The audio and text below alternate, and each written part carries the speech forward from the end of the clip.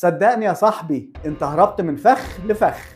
لو فاكر ان الفيب باضراره ومشاكله دي كلها اخف من السجاير هتكون غلطان. ده خطر جديد بس بلون ونكهة الفاكهة. الفيب مش ترند هتعلقهولي على رقبتك او موضة، دي مصيبة وانت داخل فيها. خلي بالك اللي جوه الفيب ده مش مية منكهة كده بفواكه، دي مصيبة. ده فيه بروبيلين جلايكول وفي جليسرول ونيكوتين ومعادن ثقيله زي ايه؟ زي النيكل والرصاص. وهقول لك كل ماده بتعمل ايه. النيكوتين اللي موجود في الفيب بيعمل ايه؟ النيكوتين بيرفع الضغط وبيرفع السكر وبيقلل امتصاص الحديد والمغنيسيوم جوه الجسم، وكمان بيرفع هرمون الكورتيزول اللي بيعمل توتر ويعمل يا اما سمنه يا اما نحافه مرضيه. اما الجليسرين والبروبيلين جلايكول اللي احنا قلناهم دول بيعملوا سده رئويه عن طريق تهيج مجرى التنفس، والموضوع يزيد والتهابات في الصدر تزيد ويجمع بلغم ويعمل مشاكل لغايه اما يوصلني لموضوع السده الرئويه. كمان النكهات الصناعيه، طعم الخوخ والبلو بيري والمانجا اللي انت فرحان بيها لما بتسخن وتطلع ابخره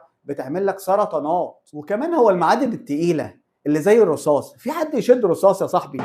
انت بتعمل في نفسك كده ليه؟ انت عدو نفسك يا ابني. منظمه الصحه العالميه في 2024 عملت احصائيه مرعبه جدا، قالت ايه؟ واحد من كل 4 من الشباب بيستخدموا الفيب يوميا، وان 30% من الشباب عندهم ظن ان الفيب اقل ضرر من التدخين العادي رغم انه اكثر ضررا على المدى البعيد. يا صديقي العزيز انت بتكسر جسمك خليه خليه، واوعى تفكر ان انت كده ارتقيت من مستوى التدخين لمستوى تدخين اقل. انت عملت كارثه، انت مش قادر تبطل ده على المدى البعيد. وجرب كده لو تقدر تبطل والله هتبقى بطل، بس انت مش هتعرف فعلا تبطل.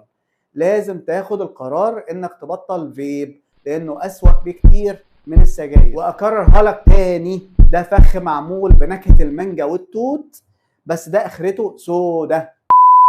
ده يا مؤمن دول عاملين منها الوان تمشي مع لون تيشيرتاتك. انت ما فكرتش هما بيعملوا كده ليه؟ اكيد عشان ينشروها وتبيع اكتر واكتر واكتر، وانت مش مهم. الموضوع مش موضة وشياكة، الموضوع صحتك. قرار بسيط ممكن ينقذ حياتك، لو سمحت بطل من دلوقتي. دكتور محمد حسنين، استشاري التغذية.